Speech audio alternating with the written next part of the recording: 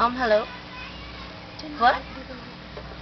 Oh, God. I'm on my ranch. Okay, give me an hour. I'll be there. This is my life. So hectic. Different trips abroad, international.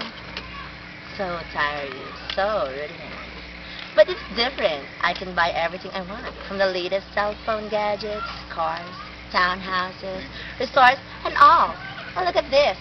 As far as their eyes can see, I bought it. Kaya nga, inis ako sa mahihirap eh. Gosh, kung mag-anak, parang palahi ang baboy yung mga nanay. Dose-dosena, wala namang mapakain. Not like me. From all sorts of restaurants, I can eat. But, in the contrary, somehow, it's so tiring.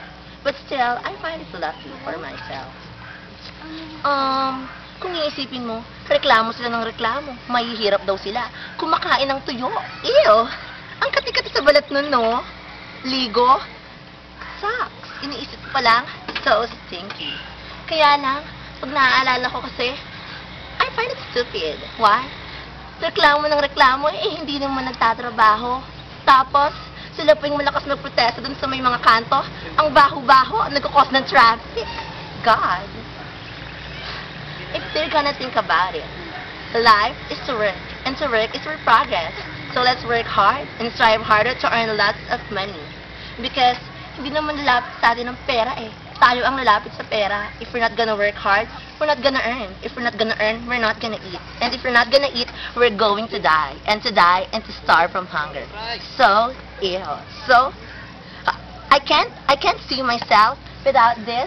My fab earrings, my nice dress, my latest gadget, and my banana. Nightmare. That's why I'm so lucky with my life. My socialite kind of life. Like, so fab.